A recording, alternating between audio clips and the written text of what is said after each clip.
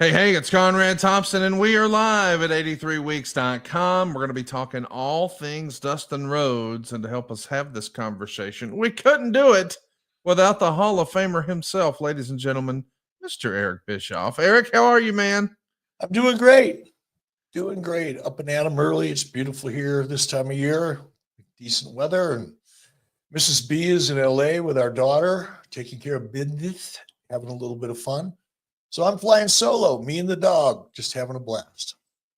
We are going to be talking all things Dustin Rhodes today. He is our topic. We are live on YouTube. And if you're not hearing this live, well, you can next time. Just go hit the subscribe button and turn on the notifications bell at 83weeks.com. That'll take you right to our YouTube. It's totally free. We want you to hit that subscribe button, turn on the notifications bell so you don't miss us the next time we're live. And you can ask Eric Bischoff anything. Eric, I want to get us started with a bit of sad news. A member of our little wrestling podcast family, and of course the larger internet wrestling community, all thoughts and prayers are on Jim Ross right now. The voice of wrestling revealed yesterday on social media that he's been diagnosed with colon cancer. He expects to have surgery to remove that cancer in the next 2 weeks. But obviously, you never want to hear anybody going through this struggle, but it hits even harder when it's someone that we fans grew up with, and you and I are fortunate enough to call a friend. Yeah, I heard about that. And I posted something last night, and I don't remember exactly what I said, but it was to the effect of, yeah, I'll be praying for Jim for sure. Did this morning, as a matter of fact. But I also know that Jim is tough as hell, and he's just so freaking stubborn. And I said, Jim, you're too tough and you're too stubborn. Don't let the bastard win, or something to that effect. And if you read my book, Controversy Creates Cash, I was during the process of writing that book. I lost my mom to cancer, and it was her second round. She had a round. She thought she got through it, and then it came back about 6 months later or so, a year. And one of the last times I saw her, when she wasn't in the hospital, the last time, I said, "Did you mom?" Now my mom never swore. Like she had a wicked temper, but she never swore in front of us kids. But when she occasionally did, like very rarely, her favorite word was "you bastard." So I said, "Mom," because I was trying to fire her up. I didn't want her to throw in the towel. I said, "Mom, don't let the bastard win." She got sat up. But I said the same thing to Jim, man. You're too tough and too stubborn. Just don't let the bastard win. A lot of thoughts and prayers with our friend, good old JR. He's down in Jacksonville Beach, of course, which is home to the Mayo Clinic, so we can rest easy and confidently in knowing that he's going to get the best possible medical care. But I know he needs his friends and family rallying around him. And hey, if you're inclined to do that sort of thing, throw one up for the voice of wrestling, our good friend, Jim Ross. You know, since you and I got together, Eric, last, you were doing a little bit of traveling last week, and we weren't able to record our regular podcast. But the following day, last Saturday, WWE presented the Backlash pay-per-view from St. Louis. It is, of course, the hometown of Randy Orton, so it makes sense that it was perhaps his last dance with John Cena in the main event for the Undisputed Championship. We also would see Gunther really take Pat McAfee behind the woodshed. His chest is still probably screaming. Dominik Mysterio picked up a win over Penta. Jacob Fatu won the four-way dance for the U.S. Championship. He retains. And the women's Intercontinental Champion, Lyra, actually beat Becky Lynch. So it was a star-studded affair in St. Louis. I did see some people who were nonplussed, saying they felt like it was a paint-by-numbers event. But, man, it feels like they're just doing gangbuster business everywhere they're going. Did you get a chance to catch any of Backlash? What did you think of John Cena and Randy Orton, perhaps for the last time? Absolutely didn't have a chance to catch it. But one thing, since I can't really comment on Backlash, the one thing I do want to comment on, and you brought up Dominik Mysterio. Yesterday, I saw a tweet that Dominik posted, and he was he targeted CM Punk in that tweet. And I don't remember the tweet well enough to try to even paraphrase it. But I actually sent an email, or a text, I should say, to friends of ours in WWE, putting that tweet over, because Dominik used it. And I don't know if it was part of a creative strategy, like if people are saying, hopefully this is the case, that there are people saying, look, social media is an extremely powerful tool. We can use it the right way, we can use it the wrong way, or we can use it in a way that doesn't matter either way, right? And there's so much fertile ground with social media. I mean, there's so much potential if you could figure out, and I'm not suggesting I have the answer, I don't, but somebody should. If I was in that business, I would. Using social media in a really cool, authentic, organic way to support storylines. And my text was something to the effect of, I don't know if this is part of your creative strategy. If it is, I love it. And if it's not, I love it anyway. And the last time I've seen somebody really use social media effectively was Becky Lynch back in 2018, 2019. And she wasn't using social media so much to get a storyline or advance a storyline, or I think in Dominik's case, to launch one, or at least start planting the seeds for one. That's how I interpreted it. But it was really, really well done. And it kind of blurs the line. It gets us into that funky, is it real? Could this be actually true? Because the way it was presented. And if that's the case, hats off to Dominik. And for everybody else that's in the business, social media can either work for you or against you. And there's psychology to it, just like there's psychology in the ring. And if you can wrap your head around that and start playing with it and getting a feel for using psychology to advance whatever it is you're doing with your character or your storyline, but doing it in a way that feels authentic and doesn't feel like somebody wrote it for you, I think there's a lot of potential there. And when I saw that tweet, I thought, man, hopefully this is a strategy, because if it is, it just opens up such fertile ground to really support or create stories if it's done well. It was actually an interview that Dominik Mysterio did where he said about CM Punk, I think we both just mutually hate each other equally. Quote, I effing hate CM Punk. I don't know what it is about that guy. I don't know if it's because he looks like Eddie Munster and I want to kick him in the effing face, or the fact that everyone is like, he finally did it. He finally got his WrestleMania main event. Good for you, old man. 60 years old. It took you 45 years to accomplish your goal. It's about time. It's what they say about babies. When they have tantrums, you give them what they want, so they shut the F up. I'm pretty sure that's what happened. That's why he needed a favor from Paul Heyman. There's a reason he's never been in the main event. You call yourself the best in the world. I don't need to go around calling myself the best in the world. People know I'm better than the best. I don't need to call myself the best in the world at 70 years old. People do it for me. You have Cena talking about me, JBL, AJ Styles, legends talking about me. I don't need to do it for myself or say these things about me, because people say it for me. My work speaks for itself. Here you go with CM Punk. I could go on this rant forever. I need to stop myself. So it's clearly him angling for a program with CM Punk, but it's done so well that no one's going to throw the flag, Eric. This is great stuff. No, and I guess I didn't pick up that it was from an interview, because I saw it on an X post and assumed incorrectly that that's what it was. But this was a post based on an interview. It still works. Yes, it does. And it's so, because it came from an interview, obviously it was authentic and didn't feel like somebody wrote it for him. That's the worst thing in the world. Yes. To have somebody else writing your stuff and posting it as you, because it doesn't connect the same, and people know it. But that was so well done. It's such a great opportunity. But there were you said the same, or he said the same thing twice, and you repeated it there. I don't need to do it for me, or I don't need to do it myself. Others do it for me. Yeah. That's a really interesting take. I didn't even notice it yesterday. and I'm not going to mention a name here out of respect, but good friend of mine, hugely successful in the wrestling business. One time I pulled him aside and said, quit putting yourself over, because wrestlers are trained, especially ones that have been around for a long time. Get yourself over, get your camera time. You know what I mean? You got to get yourself over.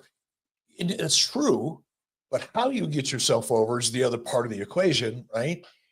And what I said to this individual was, stop putting yourself over. Learn to let other people do it for you. They want to do it for you. This guy was getting good reactions. I mean, great reactions, but he worked so hard at drawing attention to those reactions and putting himself over. He was not intentionally taking away the fun of it for the fans. Like, if you're going to put yourself over, why do I have to? It's a really good point Dominik made there. And he made it twice, which suggests to me that, somebody's been talking to him, because it's a true thing. Getting yourself over, it's more than just stacking up wins or doing, crazy stuff in a ring. That's part of it, obviously, unquestionably, but it's not the 100% of it. The other part is as much psychology as there is in the ring. And the minute you figure that out, this individual figured it out, and it changed him almost overnight in terms of the way people reacted to him. He just quit putting himself over and let the audience do it for him. Hats off, Dominik. You got your shit together, bud. Somebody else who has their shit together is Braun Strowman. I can't believe this is real, but we were just talking about his release, and now we're talking about his return. Earlier this week, we saw a report that said, during today's NBC upfronts, it was announced that a new WWE produced series starring Braun Strowman would debut on the USA Network this fall, despite Strowman's recent release from WWE. It's called Everything on the Menu with Braun Strowman. Everything on the Menu with Braun Strowman is a new food format with a big appetite. Each episode joined WWE legend Braun Strowman as he eats his way across America while on the road for WWE, ordering everything on the menu and trying to get down every last bite. Everything on the Menu with Braun Strowman is produced by WWE Studios and Bright North Studios. Listen, I think the internet was disappointed largely when they saw that Braun Strowman was no longer going to be a part of WWE, but hearing that, hey, he's still got some income coming in, he's still going to keep his name out there, and he's still using the WWE name and working on WWE projects, this isn't the heartbreak perhaps that we all thought it was. I, for one, am glad to hear that Braun Strowman is still under the WWE tent. I'm anxious to see this format because I love good food shows. And for years, when I have free time and just, thinking about random things, I often go back to a format that Jason Hervey and I created. Jason really more than me.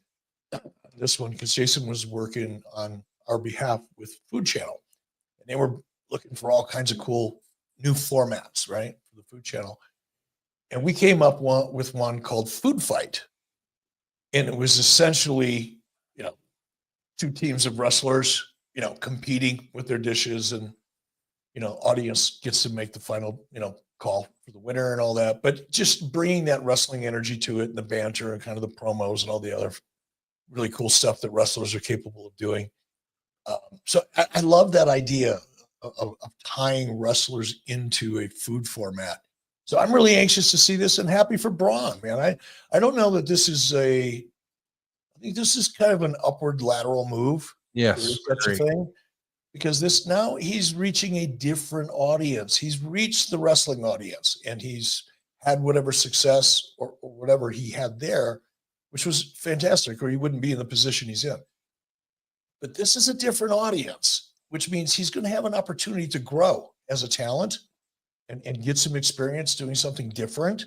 You never know when those opportunities can bring out the best of your character, and you learn to use that character in a different way, and it can take you in a million different directions. So I would be really excited if I was Braun. I'd be kind of relieved, because now he's competing, for a role, so to speak, or success, because the show has to succeed if he's going to. but it's a different kind of competition. So I'm excited for him, man. I don't even know the cat. I'm excited for him. I mean, it is man versus food, but now it's Braun versus food. I mean, but this is just a spinoff. I mean, it is a copycat of man versus food. But Everything's Braun a versus copycat of food, something. yes, When it comes to TV formats, please call me the first sure. time you see something that you haven't ever seen before. Well, something that maybe you've never seen before is our friends over at CarGurus. Finding the perfect car is a lot like dating. You're going to swipe through a bunch of different options, and some look better than they actually are.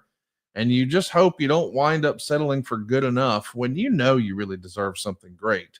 But with our friends at CarGurus, well, they take the guesswork out of car buying. You get real price analysis, vehicle history, price drop alerts, and the best deals. Think of it as no bad dates, just good cars. CarGurus will connect you with trusted dealerships when you're ready, ensuring a transparent and hassle-free buying process. With over 4 million listings, CarGurus has more car listings than any other major online automotive marketplace in the United States, so you truly can find the best deal. CarGurus gives you the control of how you want to shop with the tools, the information, and all the data-driven deal ratings that you could ever need. And it really is no wonder that SimilarWeb estimated traffic data shows CarGurus is the #1 most visited car shopping site. Buy or sell your next car today with CarGurus at CarGurus.com.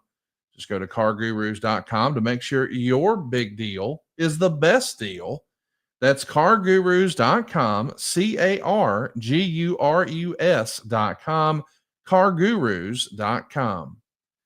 Want to give a shout out to our live studio audience. Again, our topic today is Dustin Rhodes, but we are live on YouTube at 83weeks.com. Want to give a shout out to Efren, who's showing some love for the adfreeshows.com family. Greatly appreciate you, Efren. Thank you for being here with us.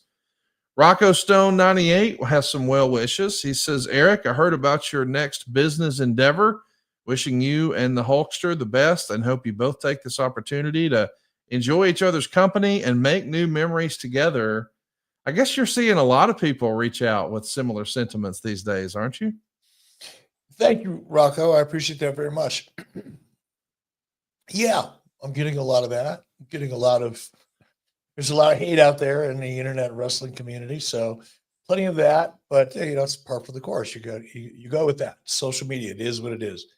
But I really appreciate the support, and what matters is the people that really matter are supporting us. And the amateur wrestling community, not just here in the United States, and I'm not having to deal with it because I'm not dealing with the athletes directly. Izzy Martinez is, and Chad Bronstein, but we're getting calls from some of the biggest names in the world: Russia, Japan. That one was a really interesting one, Mr. Ono.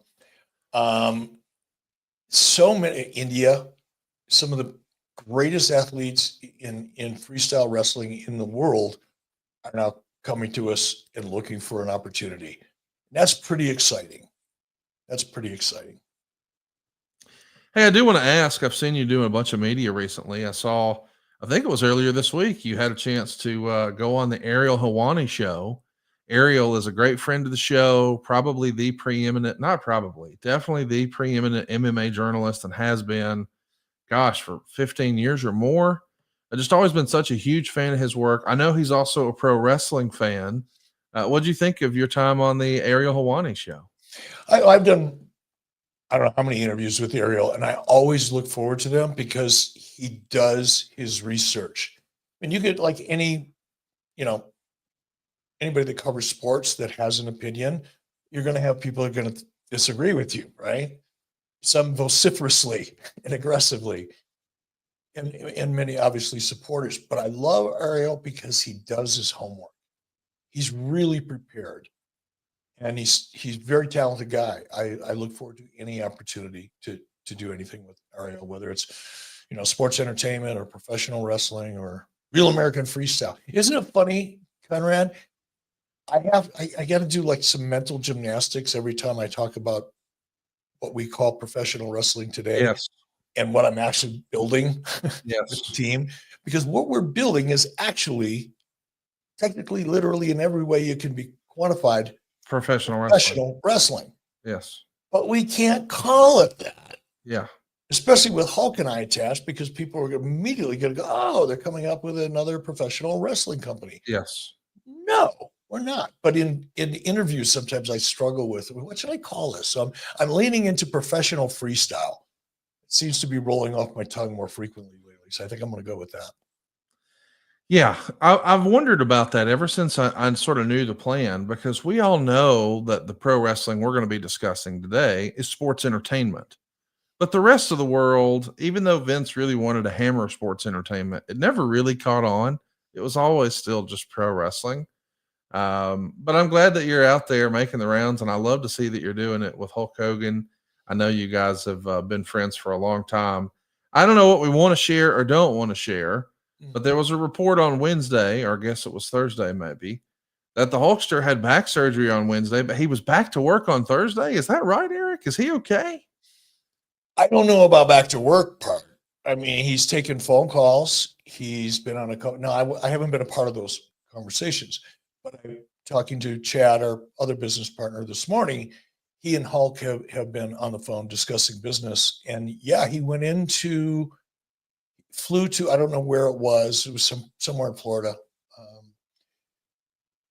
And he flew in on Tuesday night, had surgery early Wednesday morning. It was a several hour surgery. They were working on his, it's not my business, but I don't think he would care at this point. Had to work on the discs in his neck, but they had to go in through the front to get to him to relieve some of the pressure and damage that he was experiencing in his legs and his hands. And I haven't talked to Hulk since he got out, kind of left him alone to heal up and start feeling better. It was a long surgery. I think it was like 4 or 5 hours. And I don't know how that feels, but I know how you feel after surgery. I haven't talked to him, but what I heard from one of the people that works closely with him on a daily basis was that coming out of that surgery for the first time in a long time, he could actually feel his hands. He hasn't been able to feel his hands. They were functional. Oh, my God. But he hasn't been able to, he had no sense of feel or touch, which is just weird, right? It doesn't seem like that would be a big deal, but I can imagine it, right? It's a weird feeling. But he came out of that surgery, and as soon as he woke up, the first thing he said is, I can feel my hands, which I think is really cool. Man, we're pulling for him. I had no idea it was like that. So, yeah. I'm not going to go into the details because it's not my issue to talk about too much. But if people knew, if anybody had a little bit of understanding of where he's at and what he's been going through for now 6 years, 7 years, maybe more, it's amazing that he's still walking. It shocks me that he's still capable of walking, but he's kind of a fighter, and he's digging in, and this is number 26 now. Wow. That's a lot of surgeries, man. It takes a toll on you. Let's talk about some good news as we keep the Hulkster in our prayers for a speedy recovery. The Miz was announced as being the new host of the American Gladiators program. How cool is that? I'm pumped for this, dude. I grew up on it, and I was a big fan of it as a kid. I know they tried to relaunch it years later, but if it can look and feel like the original one, where Larry Thompson was the referee and Larry Zonka and Mike Adamle were on commentary, and you had the old school sets and the old school theme music and the old school outfits. If we can get as close to that, I think they tried to update this brand with the relaunch several years ago, but if we can really lean into the nostalgia, Eric, I could get excited about this even as an adult. What do you think? I was so excited to see that. And let me take you back for a little trip down memory lane. When I first got to WCW, American Gladiators was hot. It was in its first run. It was syndication. It was in its first run, and it was the new thing.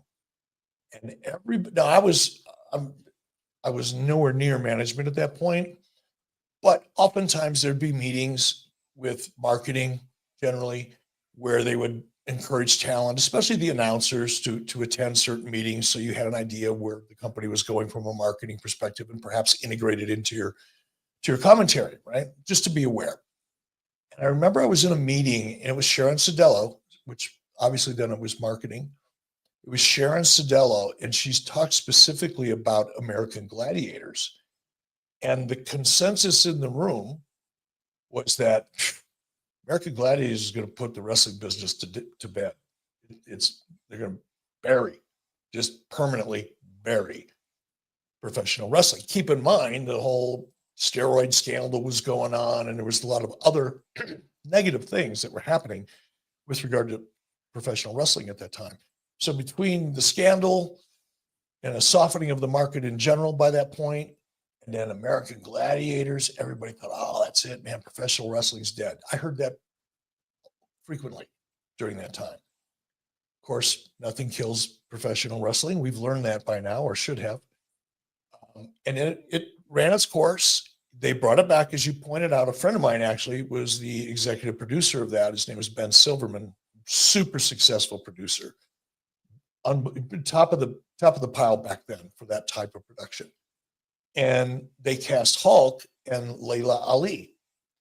And I was on that set quite a bit because Ben was a friend, and obviously so was Hulk. And I was in LA anyway, a lot on other business.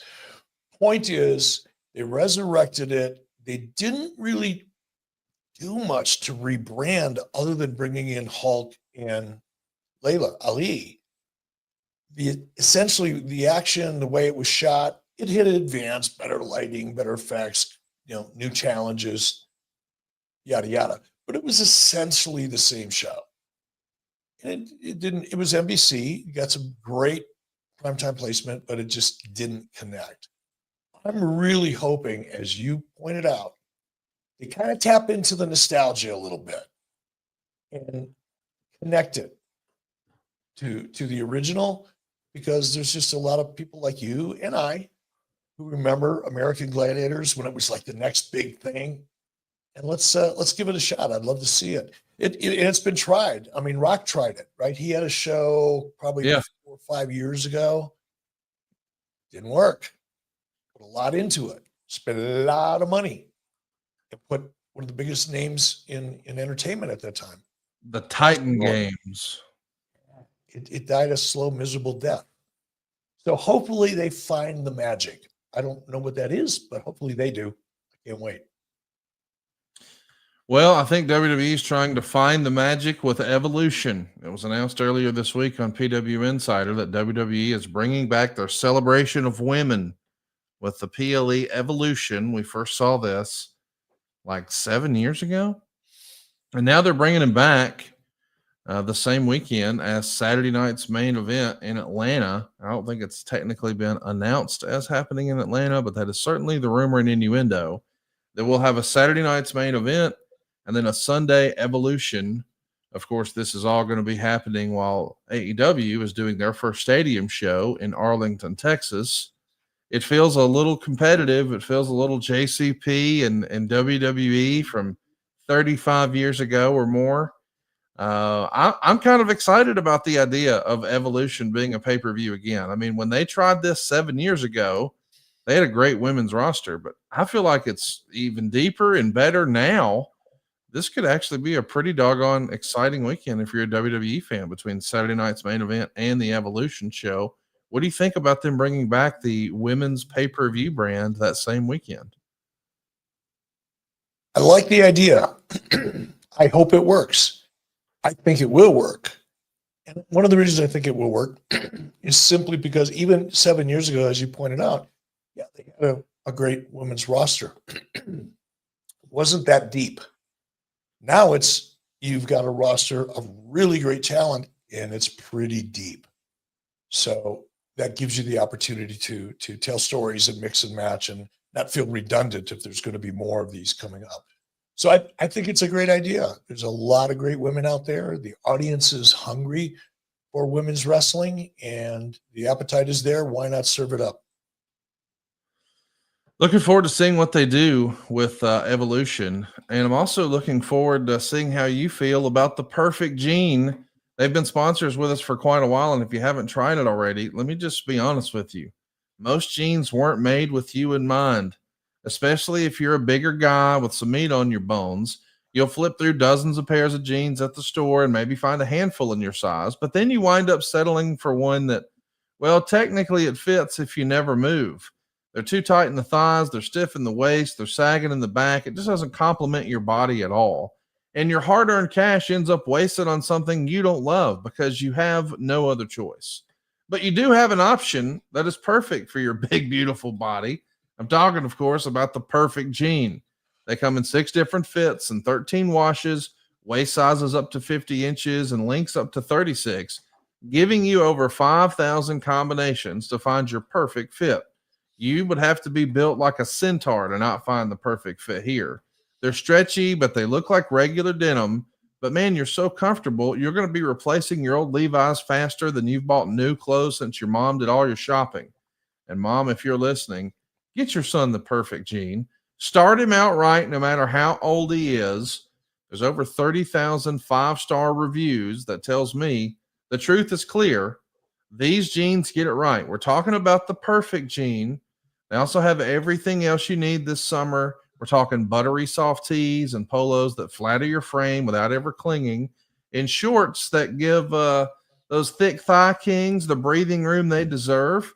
And they got den khakis that look crisp enough for board meetings, but they're still comfortable and feel like you're wearing joggers.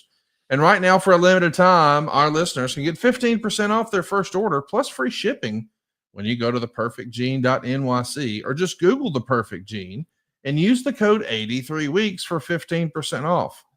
By the way, the perfect jean always has free shipping and exchanges and returns, so you truly have peace of mind in knowing that your order is completely risk-free.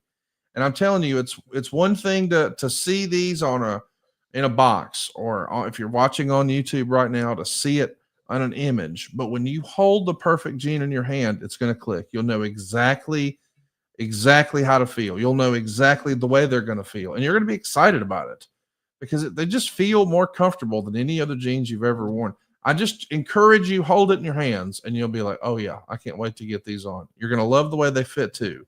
It's finally time to stop crushing your balls in uncomfortable jeans by going to theperfectjean.nyc. Now, again, our listeners get 15% off your first order. Plus you're going to get free shipping, free returns, and free exchanges when you use our code 83weeks at checkout. That's 15% off for new customers at theperfectjean.nyc with the promo code 83weeks. That's theperfectjean.nyc with the promo code 83weeks. And after you purchase, they're going to ask where you heard about them.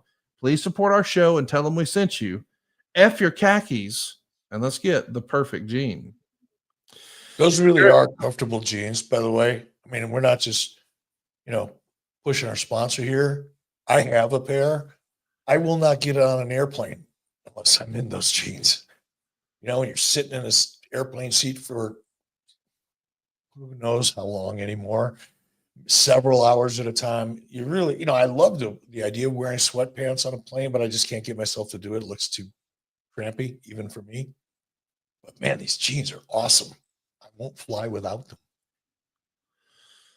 Check it out, theperfectjean.nyc. Use that promo code 83weeks. Eric, we are live here, and we do plan to talk about Dustin Rhodes, but we keep getting interesting questions. AOTV Productions is with us here live, and he says Jonathan Coachman, who does a podcast these days, claims that Vince has refused to speak to Triple H and Stephanie for getting him kicked out of WWE. What do you think?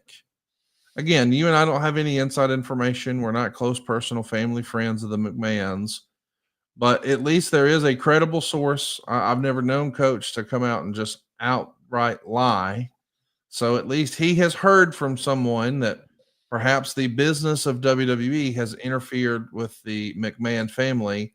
I guess that's not really that big of a surprise, but man, you do hate to hear that fathers and daughters are estranged if that report is accurate, right? I hate it. I hope that's not true. Look, Vince made the choices he made and has suffered the consequences, and I'm sure is dealing with things that none of us understand. Not trying to get sympathy for him, but he stepped in some shit, and it's going to be a while before he gets away from the smell. It just is what it is. But the last thing you want, all of that and everything else that not only he's gone through, but he put his family through. Yeah. His grandchildren. It wasn't just him.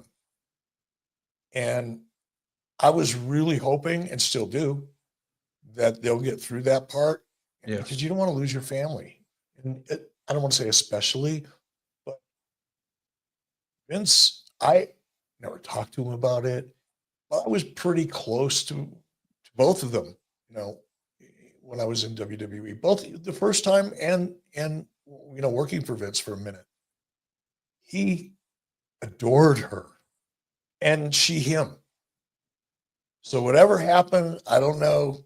I don't know any of the backstory. I don't know who did what to who or whatever. I don't know that. But whatever it was probably for the best interest of the company. I really hope it someday they figure that out pretty quick, because Vince is not, his mom was around when she lived to be 102 or something, or 99. So Vince is going to be with us for a while, but man, you don't want to waste that time carrying around baggage like that you inflicted on yourself.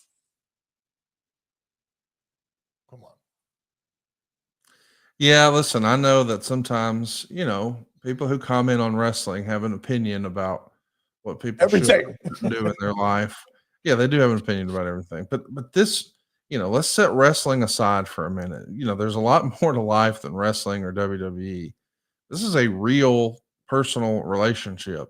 And, what we saw from afar as fans was, hey man, she was daddy's girl. And I realized that things have changed and there's been a lot of bad things that have happened, but you do hope they can get back to a place of peace. And you know what's ironic is, if you go back and you look at the Vince McMahon documentary, it got uncomfortable for me a couple times, particularly talking about Shane and hearing from Shane about, hoping to get his father's approval. Well, Stephanie had all that and more.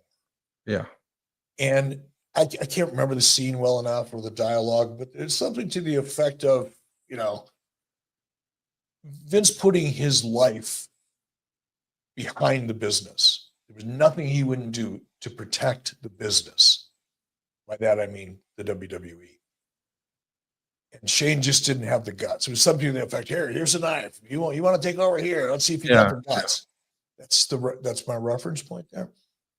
Well, Stephanie had the knife.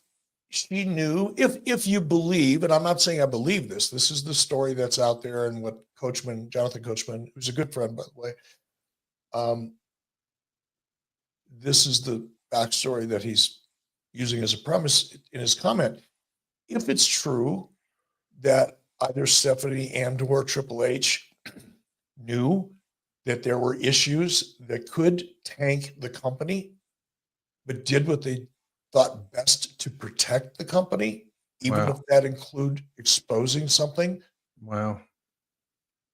In a way, Stephanie did exactly what Vince purported he would do. Holy shit. I never even considered that. And the irony is not lost on me. Wow.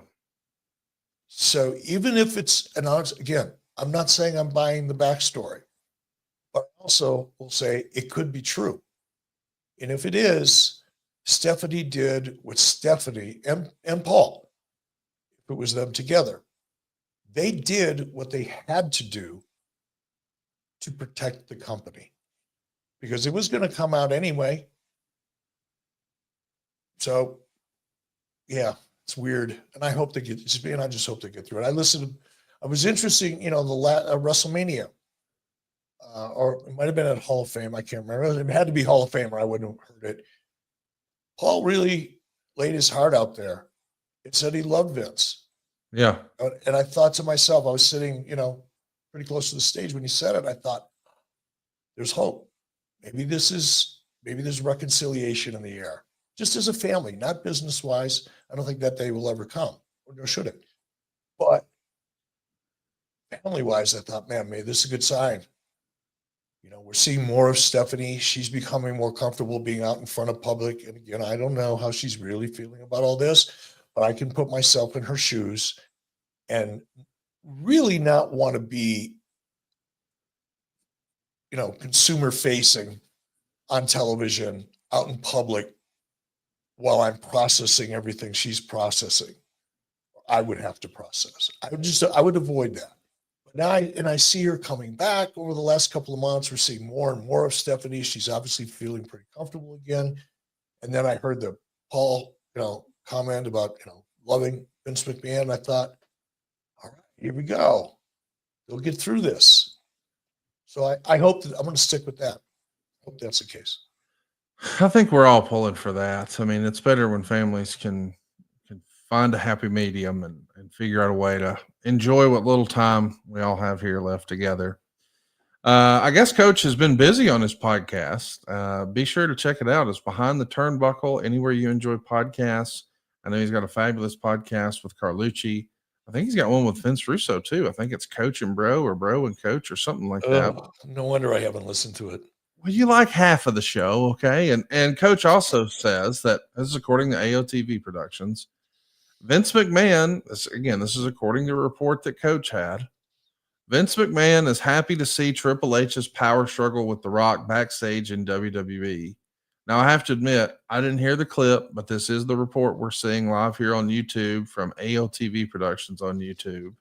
So since you and I have not heard the clip, we don't know exactly what we're commenting on, but I guess the inference is that what we had sort of wondered and pondered about is this Rock and Triple H thing, is it a real struggle? Are they building towards some sort of story?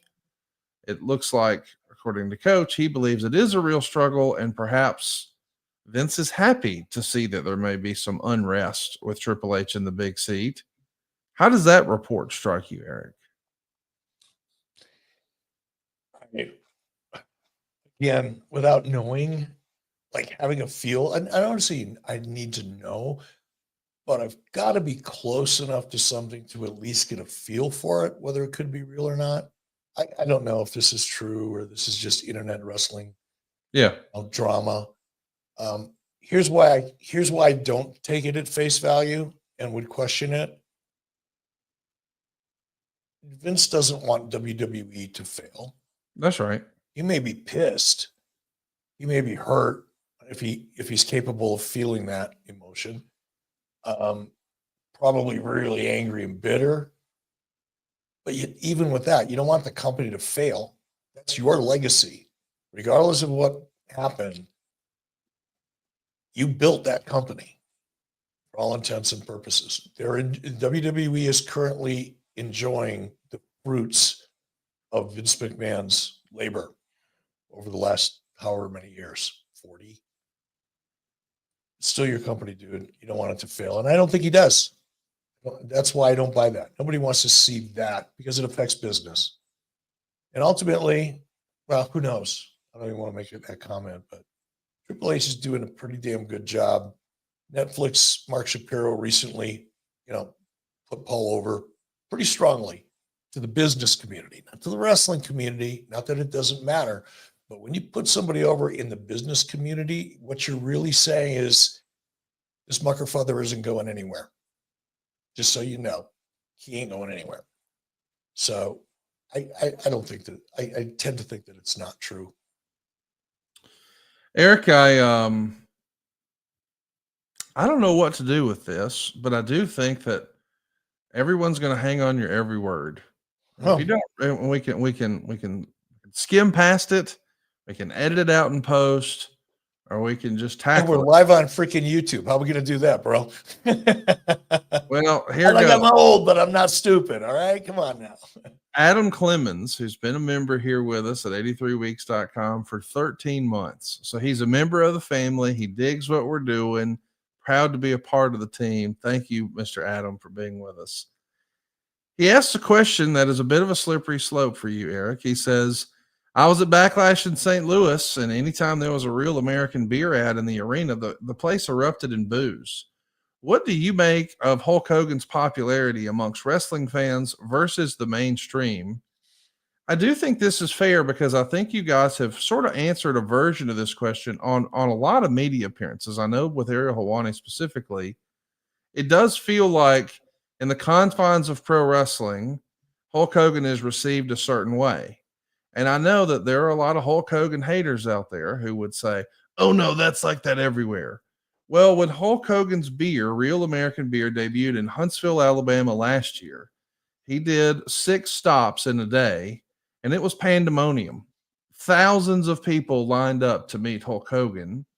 Make of that what you will, and I know that there's going to be various, responses to that, but in the mainstream, outside of this internet wrestling community bubble, Hulk Hogan is still a massive star and gets thunderous ovations in certain sections. But it does feel like in the confines of the pro wrestling space, he does get sometimes a different response. How do you reconcile that, Eric? Right now, I'd say it's not surprising because it's part of the discourse in the internet wrestling community, and everybody's talking about it, what happened in LA, and everybody's got their own opinions about how and why, and it's look, it fits right into the low hanging fruit, just bottom feeder, unproductive sheep that tend to want to be the loudest people in the room because that's the only way they get their hit, dopamine hit. I think that's caught on a little bit in wrestling, and it's kind of monkey see, monkey do. Sometimes that works for you. Sometimes it works against you. But it's interesting, as you pointed out, you have the wrestling world, that universe of people that are actively engaged in professional wrestling as viewers and spectators on the internet and that type of thing. And you see them kind of wanting to be a voice on the show, right? It's today's social media manifestation of being the sign guy, and everybody's fighting for that attention. It'll pass. It's like they always do. But you go outside of that little bubble, and as you pointed out, it's mind-boggling, the kind of response he gets. It's not only at the fan level, but even now, because I'm talking to networks, large ones, who are wanting to know how much we're going to be able to use Hulk. And it's like, I've got a problem with that on the completely inverse, right? Because this is real freestyle wrestling, we don't want anyone to confuse us, particularly on the business side. We don't want anybody to confuse us with sports entertainment. This is a whole different thing. Because I'm involved, and kind of Hulk and I put ourselves out there first with a fun video we did. It was a third man. And we knew that going in. It was a calculated decision. We knew that automatically. In fact, we kind of liked the idea because it swerved everybody. Everybody assumed that Hulk and I were going to launch a new wrestling company, and indeed we did, just a different kind. But we want to really kind of, with respect, of course, separate ourselves from sports entertainment. And I'm kind of concerned. I don't want to see too much Hulk Hogan on TV. Not because I don't enjoy working with Hulk on TV, but because that will make the job of distancing ourselves, or not distancing even, separating ourselves and defining our brand differently than sports entertainment. Yes. Sports entertainment. So the more I see a Hulk on TV as a producer, the harder my job becomes. Yes. But yet the networks I'm talking to are going, yeah, but can we get a special interview in the middle of the show? Can we get Hulk on a pre-show? And I'm trying to kind of, it sounds weird, but I don't want to overexpose Hulk in the format. Let's put it that way. And I'm kind of pushing it away, but yet, wrestling fans, not to diminish them, but it is what it is. Monkey see, monkey do. Well, I'll tell you what, when I was a little kid, Hulk Hogan made me a wrestling fan. I wanted to say my prayers and eat my vitamins. And these days, I know I need Factor. Make this the best season yet with nutritious 2-minute meals from Factor. Eating well has never been this easy. Just heat up and enjoy, giving you more time to do what you want to do. You can get outside instead of prepping and cooking inside. Factor meals will arrive fresh and ready to eat, perfect for any active lifestyle. With 45 weekly menu options, you can pick gourmet meals that fit your goals. You can choose from Calorie Smart, Protein Plus, Keto, and more. Factor is going to power your day with satisfying breakfasts, on-the-go lunches, premium dinners, and of course, they've got guilt-free snacks and desserts. It really is easy to savor more this spring because Factor meals pack in the flavor with none of the fuss. And you can get started right now at factormeals.com/83weeks, 50 off. Use the code 83weeks, 50 off, and you'll get 50% off plus free shipping on your first box. That's 83 weeks, 50 off at factormeals.com/83 weeks, 50 off for 50% off plus free shipping. Eric, we've got some major news, and I was hesitant to try to be a double downer, but we not only had the breaking news of Jim Ross revealing that he's got colon cancer and he's going to require surgery, but now we've got a wrestling loss that we have to discuss, and a real innovator, a major superstar, a major player in the course of professional wrestling. We're talking about the late, great Sabu. And you've always taught us, really from day one of 83 weeks, when we first started our podcast venture all those years ago, that you felt like in order for WCW to really be competitive with the WWF, you knew that you had to be either better than, less than, or different than. And you've drilled that into our heads, and I think it's impacted a lot of the entrepreneurs who listen to this in a profound way that even you don't really even think about. But when you think about different than, I don't know that anyone personified that better than Sabu. And I know you feel the same way, because when you go back to the very first episode of Monday Nitro, no, it wasn't in an arena. It was at the Mall of America. And it had this interesting look and feel.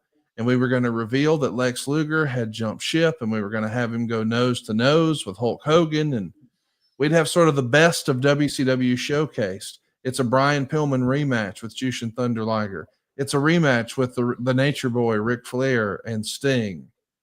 But somewhere in there was also a promo about Sabu.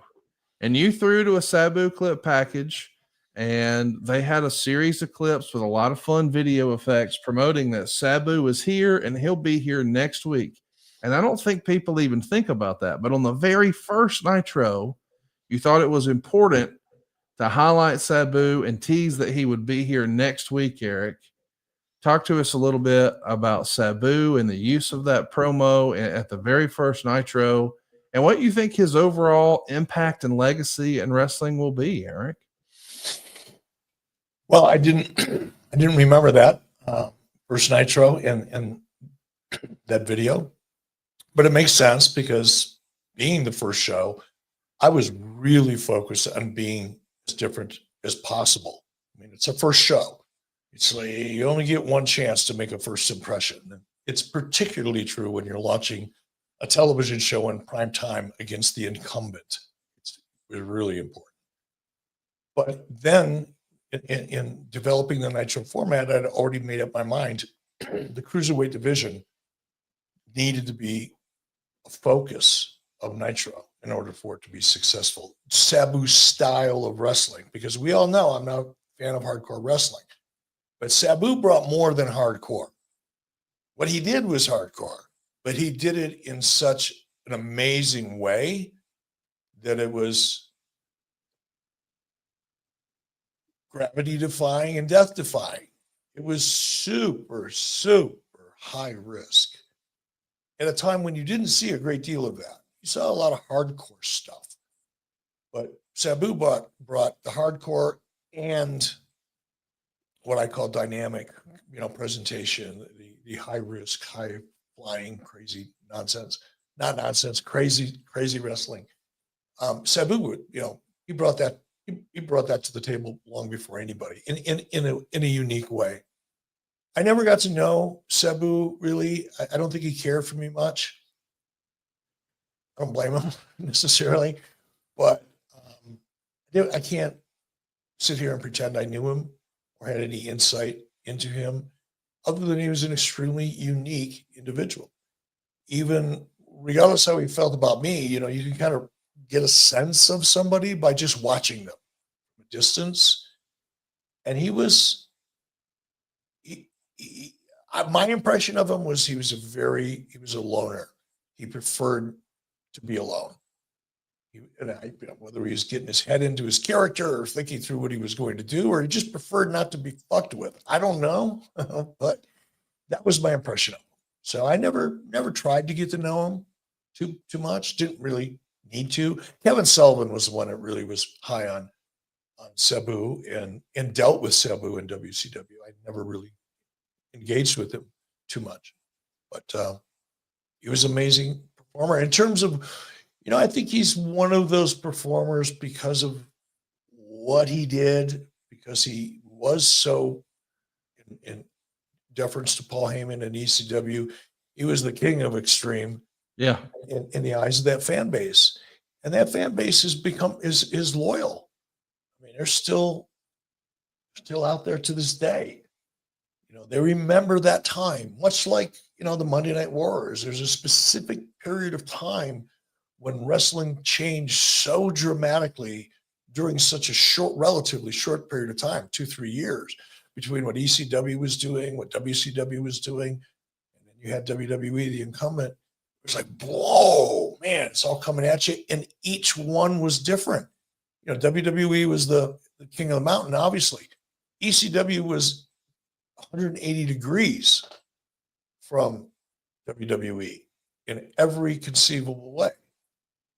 WCW was probably more like WWE than it was more than ECW, but still it was its own unique format. Nobody else was doing what I was doing with Nitro. WWE finally caught up and started in about 97, 98, but it took them a year or two of getting their ass kicked to do it. But that time is such a cool time in wrestling that people still remember. I just did a 90s wrestling convention in Newark, somewhere, New York. I don't remember what it was. I flew into Newark. That was fun. Great airport. Thank goodness. I was there for a while. But Sabu is the ECW fan base, it was still significant at these conventions. Still a large audience of former ECW fans. And I think they put Sabu kind of at the top of the pedestal, as he should be. I mean, I think most people would agree that ECW was largely built on the backs of Terry Funk and Sabu. And he was, in my opinion, wrestling's first great daredevil. Years before Shane McMahon or Darby Allin or even Mick Foley had that. I think people were saying that about Sabu. Now, that's not to say that Foley hadn't done it on a national scale. He had. By that point, we had already seen his wars with Sting and him taking the flat back bump from Mil Mascaras. But the idea that Sabu at that point had not yet been seen on mainstream TV, it felt underground. And Foley has often said on his old podcast that he didn't want to be perceived as a wrestler like all the other wrestlers who were just trying to win a match or win a title or score a pinfall. He wanted to be almost like a movie monster villain, like Jason Voorhees. And he was here to hurt people more than he was to win matches and move up the ranks. And I think Sabu checked all those boxes. And I was a huge Sabu fan, a giant ECW fan. And he's one of those guys where, Terry Brunk may have left this world, but Sabu will live forever. I mean, his style influenced so many people, Eric, that you see wrestle on Monday nights or Wednesday nights or Friday nights or Saturday nights. Like your favorite wrestler in 2025, whether he knows it or not, probably borrows a little bit from Sabu here and there. Wouldn't you agree? Oh, absolutely. It's funny. I did an ad-free shows episode yesterday with Derek Sabato, Yeah. and we, imagine that we ventured off into the weeds, and we talked a lot about what Derek referred to as the butterfly effect, meaning something that happens long ago that all of a sudden you realize over the course of time is still impacting what you see today. And I think what you just pointed out is a perfect example of that. I think there is a lot of things that we see today that you can point to ECW, you can point to WCW. That changed the industry, changed the format. That's what I mean. People say, oh, we're going to change the landscape. What the hell does that mean? In what way are you changing anything? You're taking advantage of the landscape and you exist within that landscape. You're not changing anything for the most part. But completely. Not changing anything. Cut and dry. But if you look at what we see on a daily basis, whether it's in WWE or AEW or TNA or whatever it is you watch, 70% of what you're seeing started somewhere else. Somebody else was doing it. You looked at that one. Oh, I kind of like that. I'm going to do that. It gets passed on, sometimes intentionally and respectfully, as in a wrestler wanting to work in another wrestler's finish and communicating that and getting the okay to do that. It's kind of a wrestling cultural thing. It's a sign of respect. Or you end up doing it even subconsciously. You don't realize you're ripping off somebody's stuff, because that happens too. It's not necessarily a bad thing. It just happens. But I think you look at a lot of what we see today and ask yourself, who does that remind? A little bit of Sabu going on in there. It's pretty fun. It's a great way to follow wrestling too, because it keeps you connected to the past and the legacy, and you have a better understanding of how things developed over time.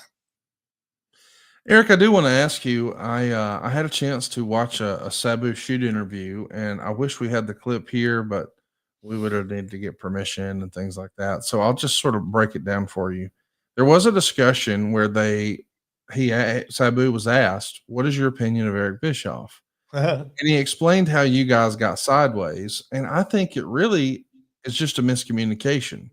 I guess the idea was, when you go back to 1995, we know that Sabu's going to be at Halloween Havoc, and you had him wrestle on that second Nitro. We know somehow, some way, his uncle the Sheik takes a bad bump. He breaks his leg. He finishes the show, still goes and throws fire with a broken leg. But Sabu wasn't long for that world. And I guess it was discussed in a way with Kevin Sullivan, because as Sabu tells the story, it was Kevin who reached out and they wanted to bring him in and get him on paper and get him a contract. And Sabu viewed it more as like a tryout. And he said, hey, just let me come in and put me over and I'll wrestle for free. And Kevin said, no, we have to pay you something. This is a major corporation. We have to pay you for your services. But Sabu just thought, hey, if you're not going to sign me, then you're letting me win on TV. This is good for my business. I'll do it for nothing. But if you are going to sign me, then, hey, I want you to be impressed with how easy I am to do business with, and see how good of a performer I am, and what a great job I can do for you. So just don't pay me. And they agree, okay, we have to pay you something. We'll just make it $500. So Sabu got paid $500 to do the television match. And I guess when you actually reached out to him, according to Sabu, to extend the contract offer, it was for, hey, we want you to do one TV a month and one pay-per-view a month. And allegedly, Sabu said something like, okay, what are you going to pay me? And you said, we're going to pay you your rate, exactly what you asked for. We'll give you exactly what you asked for. And Sabu's like, I didn't ask for anything. Oh, no, you asked for $500. That was a miscommunication. That's the way it was explained to me. Now, Sabu didn't call it that, but I could totally see how that's the game of telephone. Kevin Sullivan has that conversation with Sabu. You're not privy to it. And then Kevin says, hey, Sabu's coming in. He asked for $500. And you're like, hell yeah, give him $500. I'm in. But then when you're on the phone with him, if you feel like, wait, he set his rate, I offered him his rate, And now he's trying to negotiate with me. I don't want to go down a bad road here and set a bad precedent. You asked for a number. I gave you the number. That's the way I read that story as Sabu retold it. Does any of this jog a memory to you at all, Eric? It didn't happen. Okay. All due respect to Sabu. I hate to answer a question like this under these circumstances, but there's no malice or anything on my part. I'm just going to lay it out. And it should be pretty easy to figure out why it didn't happen without me even saying it if someone thought about this for more than 10 seconds. One, I've never done a deal with anybody or would even contemplate doing a deal with anybody for any amount of money for one TV a month and a pay-per-view. Yeah, I've never heard of that setup before. Well, you never heard of it because it's the most insane thing in the world. Nobody would consider it. And I certainly didn't. So the very premise of that explanation crumbles under about 10 seconds worth of thought. Critical thought. I mean, you got to have critical thought, but it's flawed on its very face, number one. As far as needing a contract, it's not so much, I wouldn't care. If somebody wants to work for $1 a day, I'll pay them $1 a day. If that's their goal, I got extra buck in my pocket and want to work for me for $1 a day, I'm in, no problem. It wasn't about the money. It was about contract. It was about legalities. It was about a national television release. It was about our ability to use that television and monetize that television, which includes having the rights for everybody in it. So the contract, it wasn't so much about the money in terms of Kevin saying, no, you need to sign a deal. That was part of getting the money, but the money wasn't the issue. The contract was, for a variety of legal reasons and promotional ones. So the whole, I hate to say it, I don't know how Sabu interpreted things. I don't know what was said on a phone call. I don't know any of that. I just knew that, I know that on the face of that, it absolutely makes zero sense. No matter how many people out there hate my guts and think everything I say is bullshit, have at it. If you think about that for 10 seconds, even you would have to realize that there's something wrong with that statement. Sabu was one of a kind, and man, what an innovator. He shaped so many memories, created such an incredible legacy. Is it even debatable, Eric? I mean, I think we're aligned on this without even discussing it. Sabu should be in every pro wrestling Hall of Fame there is, right? Yes, because of the impact that he made, above and beyond the impact of many great superstars. Absolutely. He created a brand. He created a style to some degree. Not that people didn't do it before him, but he made it his own. He built that brand and built his brand in a way that no one else really has. So yeah, absolutely. It was a contribution to the industry, and that's what should matter, I think. Eric, earlier this week, we helped try to celebrate the life and career of Sabu over on our Podcast Heat YouTube page. We were fortunate enough to be joined by some ECW alumni, the legends who traveled up and down the road with Sabu. Al Snow, Rhino, Blue Meanie, and even a surprise run-in from Jerry Lynn. The guys shared some of their favorite moments and matches with Sabu, and they also revealed a side of Sabu that doesn't get talked about enough. Let's take a listen. But he would always pay for my food, always pay for the rental car, the hotels and all that. We all shared a room. And then I always offered to give him money. And he said, no, I'm making more than you. He goes, I go, well, at least let me pack my food. And I never took advantage of it. He goes, no. He goes, but when I want to leave, we leave, and all that stuff. So so we were on the schedule, which was the schedule I would have been on, So but no, he did that a lot. And if some people were driving home and they were just going to sleep in the car, he'd give them money for a hotel room. So which I learned, and I try to help out people along the way too. So, and I think that needs to be Conrad. I think that needs to be noted that Sabu went out of his way to help a lot of people. He really did. Saw him personally take money out of his own pocket to pay guys that didn't get paid on shows or cover their gas. Sabu had his demons, and but he was a good person. He was a good guy. I was working on an independent show in Delaware, and the guy had a pre-show meeting about how the house was down, and we're going to get pay off the DVD sales of the show. And I'm just like, yeah, I've heard this before. So I was, everybody looked at me. I was like, well, let's work the show.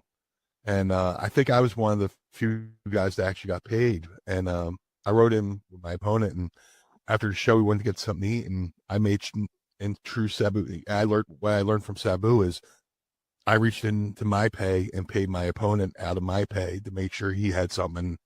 I bought him dinner at the Oregon Diner afterwards and stuff like that. Just some things that are the right things to do. Coming up in the business.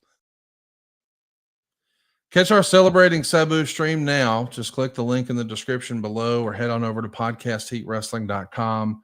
While you're there, be sure to hit that subscribe button and turn on the notifications bell so you don't miss a minute next time we're live.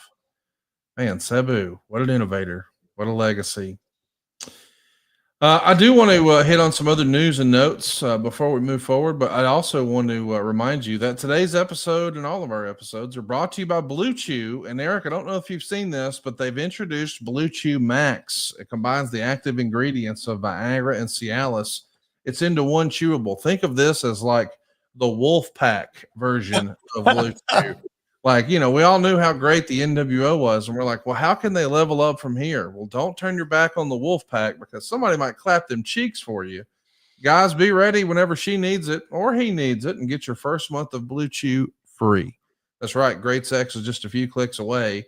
You'll sign up at bluechew.com, consult with one of their licensed medical providers, and once you're approved, you'll receive your prescription within days. And here's the best part. It's all done online. That means no visits to the doctor's office, no awkward conversation, and no waiting in line at the pharmacy. And yes, Blue Chew's tablets are made right here in the USA. Call it the old red, white, and blue chew. It's prepared and shipped directly to your door and in a discreet package. But as Mick Foley says, there won't be anything discreet about your package. Make life easier by getting harder and discover your options at bluechew.com. And we've got a special deal for our listeners. Try your first month of Blue Chew free when you use the promo code 83weeks. Just pay $5 shipping. That's promo code 83weeks. Visit bluechew.com for more details and important safety information. And we thank Blue Chew for sponsoring today's podcast. And we are indeed live here on YouTube. HBK Styles says, hey guys, huge fan of the show. Keep it up. Tag it. Sweet. We greatly appreciate you. Too sweet to you, my friend. We've got another question from AOTV Productions. He wants to know, what do you think about the beef with Javon Evans and Ricochet? I guess these guys had a back and forth last week on social, Eric, and at one point, the talent Javon Evans, who, if you're not familiar with, he's part of the developmental program with WWE. I think he referred to Tony Khan as a crackhead. And I said to myself, I don't know if that's necessarily the most diplomatic way to make sure you can make a living in wrestling from now. I don't understand this. You got one talent on developmental calling the owner of the other promotion. Make that make sense to me. Is this the most short-sighted tweet maybe in wrestling this year? It's childish, kind of noisy garbage. Yeah. It's not doing, and look, Ricochet's no saint in this scenario either. I've seen some of the stuff he's posted, and it makes him look bad. It makes the company look bad. It's so low level. You're over the edgy shit, aren't you? No, I love edgy shit when it's done right, not when it's done like a 14-year-old kid. I love it edgy. Mysterio stuff. Or not Mysterio, I'm sorry. Dominik stuff. That's edgy. And it works. This is like two 14-year-old kids. They both look like chicken shit little punks. What good does that do to you? First of all, I'm the last guy that would ever publicly accuse a billionaire of being a crackhead.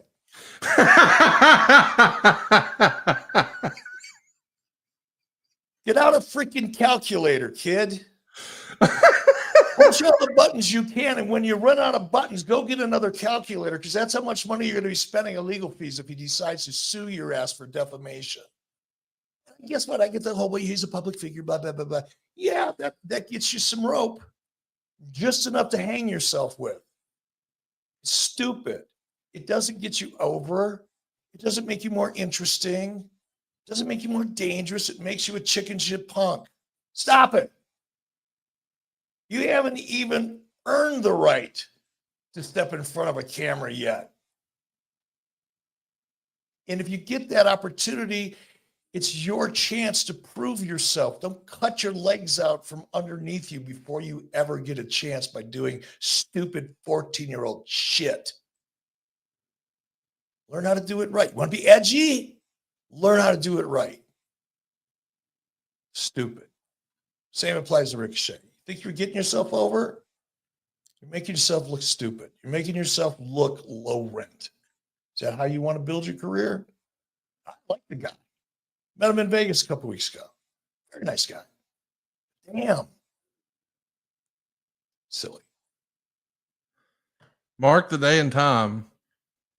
It was May 16th around 12:30, and Eric Bischoff just offended Tony Khan. Never thought I'd see it. Never thought I'd see it. We are live here. We've got questions piling up here. Ask a Bum has a silly question for you, Eric, but since you're now in the combat sports space, Ask a Bum wants to know, who would have won a fight between Ernest the Cat Miller and Steve Blackman? Well, I've never seen Steve Blackman in action. I have sparred with Ernest Miller. And I understand, all due respect to Steve Blackman, because everybody that I've ever talked to that knew Steve, who I had respect for, he was a real deal. Now, who would win a fight? I don't know, because I never got in a ring or fought with Blackman. I did fight with Ernest Miller. I put my money on Ernest Miller. For a 240 or so, 50-pound guy, he got the name the Cat for a reason. He was a 250-pound guy, martial artist, that could move like a 175-pounder. He was very, very fast, hit like a freaking truck, and could hit you from angles you didn't know existed. So I put my money on Ernest. James Weston is here with us live, Eric, and just a minute ago, he wants to know, are you feeling okay, Bischoff? I think you had your glasses on and you took them off. It's like you're Clark Kent. No, you know what pisses me off is because I got tint in these glasses, and sometimes it shows up on camera, sometimes it doesn't. There's those transition lenses. So like if I go outside, they turn, blue.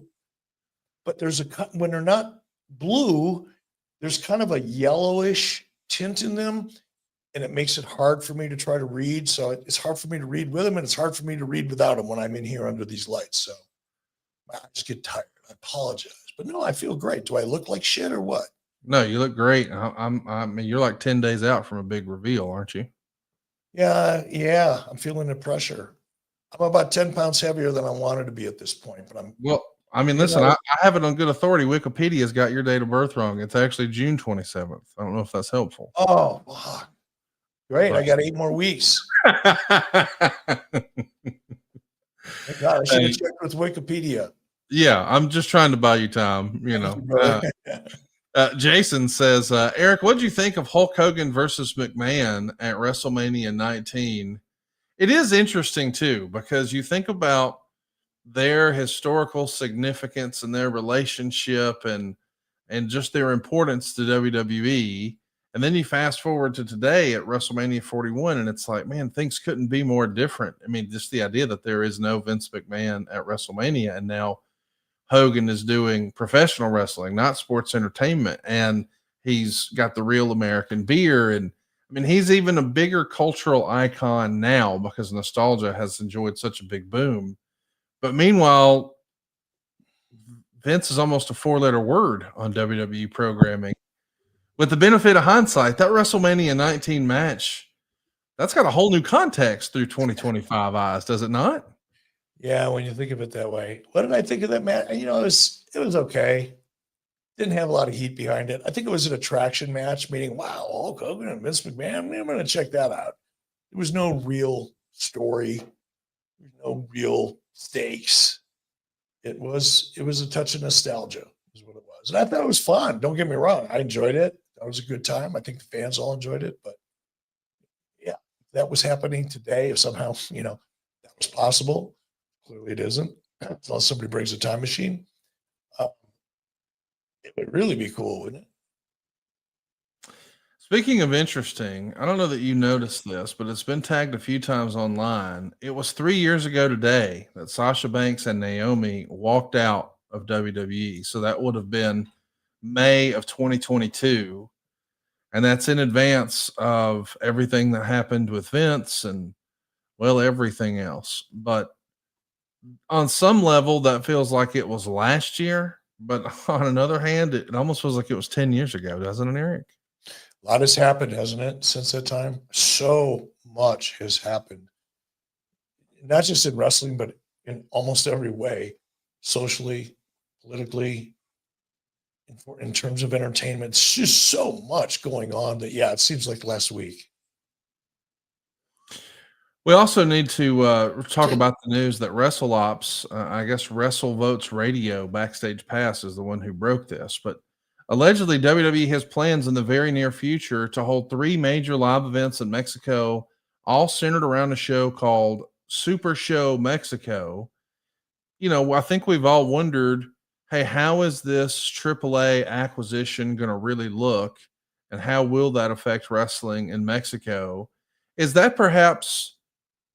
I almost feel like that's a more interesting storyline than what's happening here in America as far as the interpromotional war, because with AAA now teaming with WWE, or WWE acquiring AAA, better said, that AAA CMLL rivalry, man, it's a whole new battle down there, is it not?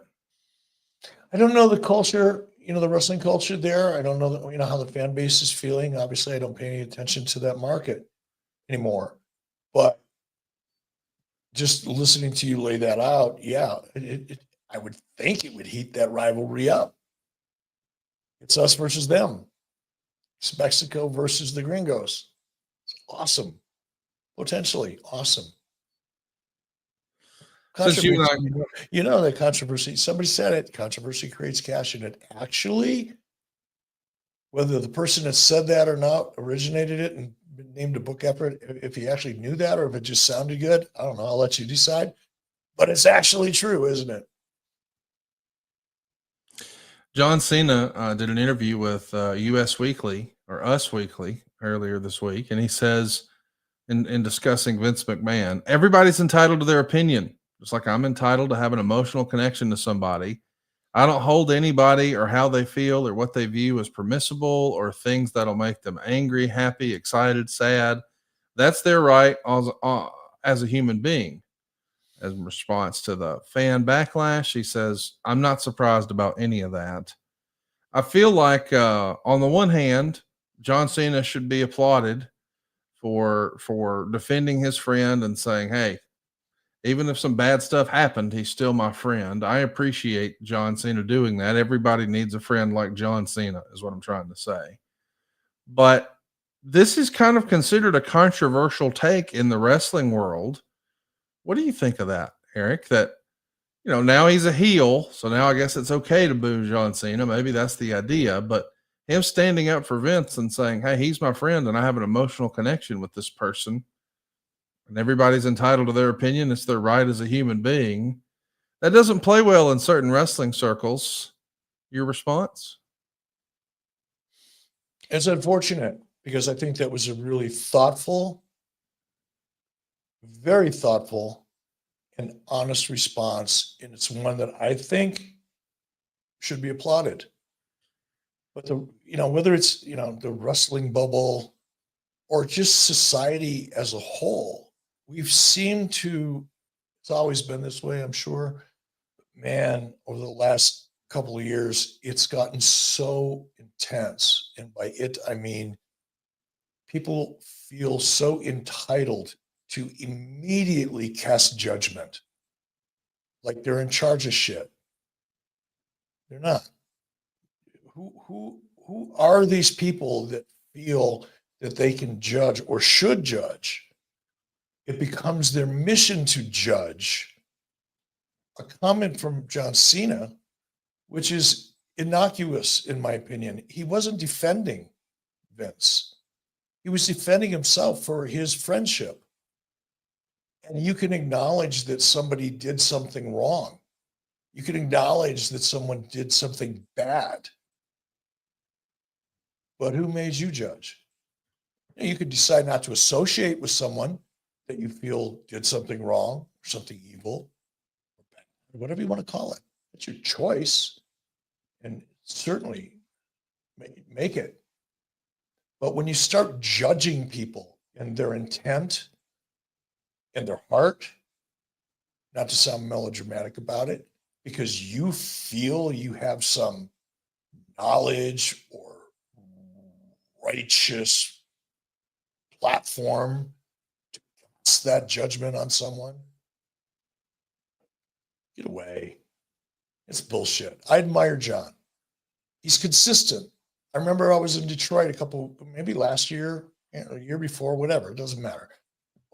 A year or two ago, I was in Detroit visiting family, and I stopped for gas, and I left the radio on while I was pumping gas because I was listening. It was a Howard Stern show. John Cena was the guest, which is why I was listening to Howard Stern. Otherwise, I wouldn't waste my time. But he's a dipshit. Stern, what a clown. But John addressed it head on, in a similar tone as he did here. I went, man, that's a righteous dude. That is a stand-up human being. He's not casting judgment. He acknowledged what happened. He acknowledged disappointment. He acknowledged being confused about it. But he also defended his relationship and talked about why he had that relationship. What is so freaking wrong with that? And again, I know I'm beating up on the low-hanging, low-level, low-vibrational, bottom-feeding garbage that makes up 75% of the internet wrestling community. Fortunately, there's 25% of you that listen to shows like mine, but and don't fall into this category. But these are the people that can only find validation by criticizing and judging others who have achieved more and probably have a more critical thinking perspective than the people that are making the most noise will ever know. They feel the need to go out there and judge John Cena because they're judging Vince McMahon. I don't know. I just don't get off on judging people. I can tell you if I like someone or not. I don't judge their character. I think it's a lot of wasted energy, but unfortunately, there's so many of them. And the reason they aggregate in this little pool, kind of like scum on a pond in the summer when it gets really hot, that's what the haters in the internet wrestling community, they kind of form that pond scum because pond scum is really comfortable with pond scum. They're not required to do much. Just lay there in the water and stink up the joint. That's all you got to do. And they feel comfortable in that pond because they're not challenged. They don't have to accomplish anything. They don't have to try. They just have to make some noise and cast judgment. And then they're going to get people that like and agree with them, and they're going to get people who disagree with them. And then all of a sudden, for the first time in their miserable lives, they feel important because people they don't even know are reacting to them. Oh, I'm going to be an influencer someday. That's what that mindset is. Let's talk about some other news and notes. That, I love how when you want to get off a subject. Let's pretend that conversation never happened. Oh, no. I know there's some other news and notes that we want to hit, including TKO President Mark Shapiro earlier this week. He shared his thoughts during a JP Morgan conference about the new WWE Unreal series. And here's what he had to say. As a reminder, Eric, that's the series that's going to debut on Netflix this summer. It's a peek into the writer's room. So we're going to see how the sausage is made, as they say. But here's the quote from Mark Shapiro, who's the TKO president. Quote, I always tell Nick Khan, careful, let's not give away the Coca-Cola recipe here. But having said that, I think just a little sneak behind into the writer's room is evidenced by SNL, something all fans and viewers want to see. So it even says, like Mark understands, we can't give away too much. I do think that that's what fans are expecting, Eric, is they want to see warts and all. We know, as Jeff Jarrett said, as soon as this was announced, it all comes down to the edit. Do you think this WWE Unreal series is going to excite fans or disappoint fans once they see what WWE is willing to reveal in their edit, Eric? Neither. I think it will engage fans, which is really important. Yeah. I think it will. Oh, I don't even know how to say this. It's like, the more you know about a sport, the more engaged you are. If you've ever, go watch cricket. I'm learning about cricket for obvious reasons. And now that I'm spending time learning about it, learning the rules, the strategies, how the game is played, some of the terminology, I'm enjoying it more. I think if you look at UFC, and it's one of the things that I think about a lot in the process of doing what we're doing with Real American Freestyle. Everybody knows about amateur wrestling. I'm going to go a long-winded way and kind of semi-promote myself here. Not myself, but Real American Freestyle. But it's applicable here in the context of your question.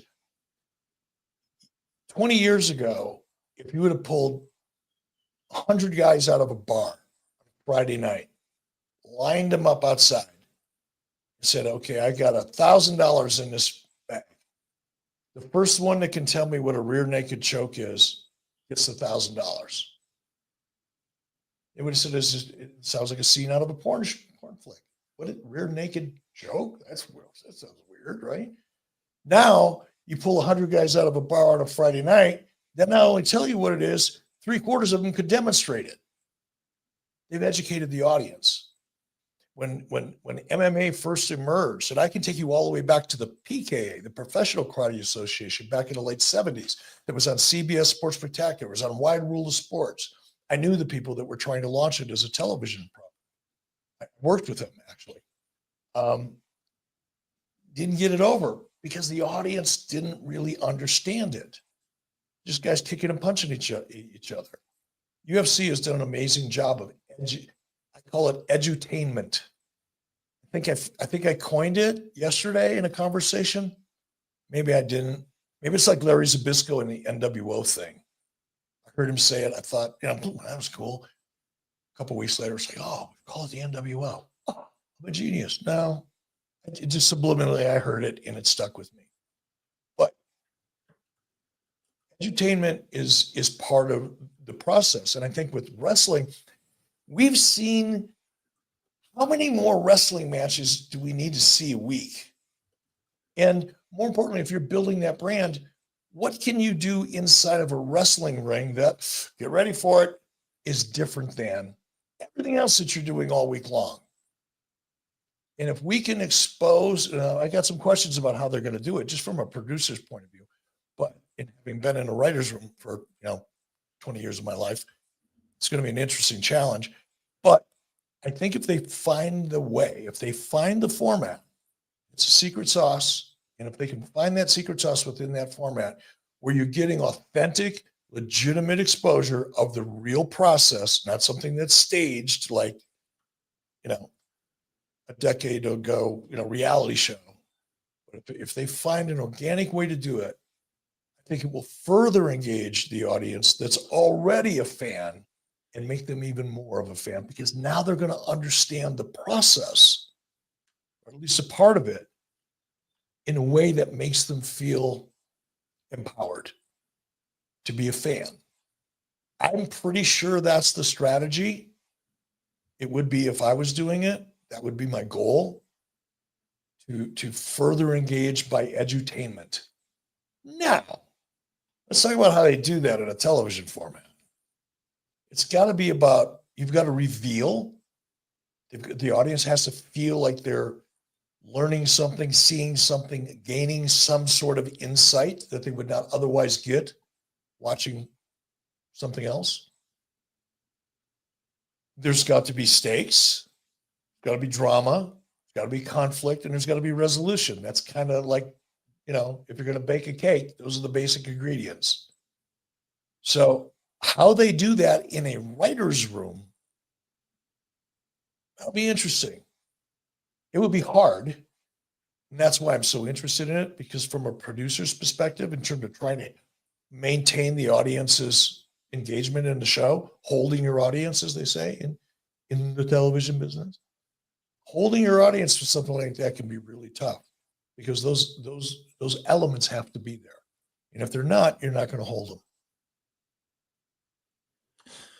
Well, something that you may have been holding just a little too long is that credit card debt. I can help at savewithconrad.com. You've heard me talk about how this past January, credit card debt here in America rose to a record $1.21 trillion. Well, according to the Federal Reserve Bank of New York, 60% of credit card holders are carrying a credit card balance each month, and the average interest rate on that credit card debt is 23%. Right now, we are living with a lot of economic uncertainty, but one thing that is certain is your home is still worth more than what you paid for it. And instead of carrying over that debt from month to month or taking on new debt, why not use the equity in your home instead? Someone who did exactly that was my pal Bo. He's a machine operator here in Alabama. Bo's family had 4 different vehicles break down around the same time. And as you could imagine, that brought on a whole bunch of new unplanned expenses. But instead of taking out a new debt to pay for these, he came to us at SaveWithConrad.com. Now, at the time, we weren't able to give him all the help he needed, but we did give him a plan and a timeline. You see, at SaveWithConrad.com, we don't say no. We say not yet, but here's how.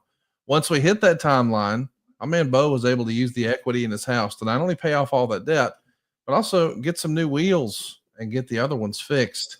We were also able to even help him find a more affordable homeowner's insurance plan. That in and of itself saved him $200 a month. Go right now to savewitheric.com. That's right.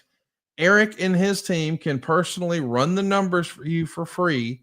There's no cost. There's no obligation. And if Eric can't save you some money today, he won't waste your time. Again, it doesn't hurt to look. It costs nothing to take a look, as Double J always says. And when you work with our team over at savewitheric.com, you're going to get to take advantage of our 3-year guarantee. Experts agree that interest rates are expected to fall in the next few years, and a lot of people are waiting on the perfect time. Well, listen, if you waited until all the red lights were green to go to town, you'd never leave your driveway. Why not stop overpaying today and start saving money right now, but set yourself up to take advantage of those rates when they fall in the future? You see, we're going to allow you to use our exclusive 3-year guarantee to refinance in the next 3 years with no new lender fees. So you'll lock in a better rate now than what you're paying on all that 23% credit card interest rate debt. But more importantly, when the rates fall, well, you'll get access to an even cheaper rate. Why wouldn't you want a cheaper interest rate? Why wouldn't you want a lower monthly payment? Why wouldn't you want to get rid of all your credit card debt? Oh, and did I mention you get to skip your next 2 payments too? It can happen for you right now at savewitheric.com. And again, you don't need perfect credit or money out of your pocket. Even if it's not perfect today, we say not yet, but here's how. Go right now to savewitheric.com. NMLS number 2129, equal housing lender, savewitheric.com. We got 2 more pieces of business I want to touch on here. Our intention was to talk about Dustin Rhodes, but we got busy with so much other headline news this week since we missed last week. We're going to talk about Dustin next week. We are going to be doing it live on YouTube. We want you to join us. If you haven't already, hit the subscribe button, and more importantly, turn on the notifications bell. If you've got YouTube on your phone, it'll give you a push notification. even if you're at work, you can glance down and we'll be live. If you got a question for Eric, hit the button and we could get it for you. But the question about Mark Shapiro's quote is what I really want to hone in on here. Another clip from the JP Morgan conference where Mark Shapiro, the TKO president, was on stage, and he sort of basically showed his hand that house shows are going to get cut down even more in the future. They see this as the old business model, Eric, and we all know that, Vince McMahon felt house shows were necessary to service that audience, to come to these more rural towns and service those fans who don't normally get to see action like this. It also gave the talent an opportunity to learn and try things and get their reps in and stay sharp for TV. We would often see before a big pay-per-view, hey, you could bet that in the weeks leading up to that big pay-per-view confrontation, they're going to try some things on the house shows. But now there's no guess. Mark Shapiro is sort of showing his hands. We're doing less of them, and we're going to continue to do even fewer of them. How does that news strike you, Eric? It doesn't even sound like news to me. I mean, it should have been done 10 years ago, or more. No, maybe not 10. Certainly 5 years ago. Again, I'll just use this brief. First of all, let me back up. Vince was right.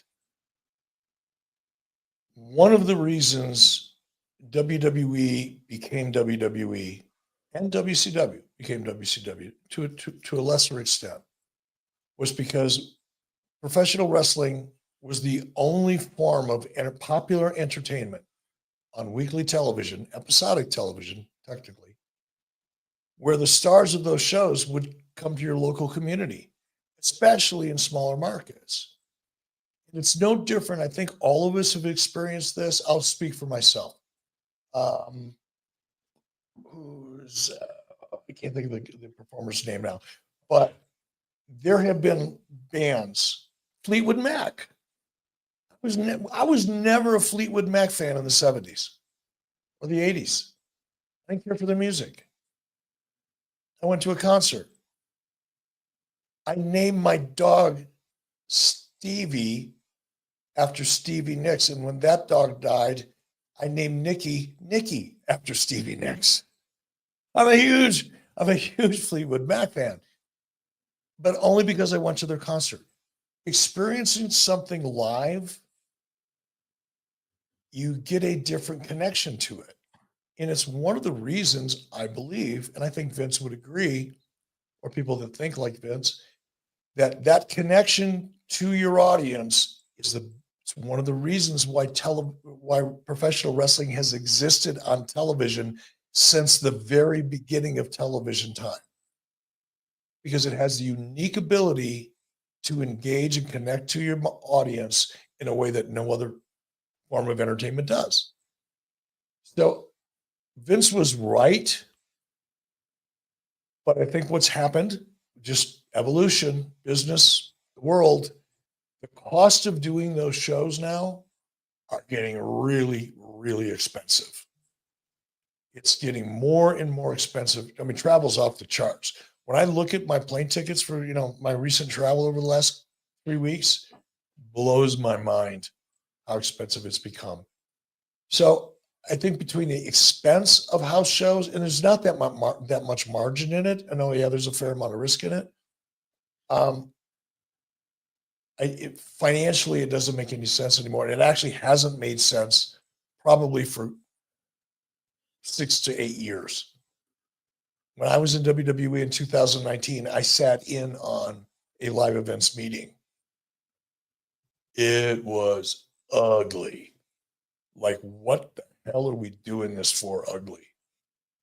And no solution.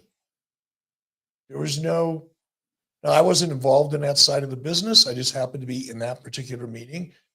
But I listened to some of the smartest guys in a room shrugging their shoulders. That side of the business model has been dead for 6 to 8 years. Now, here's the downside.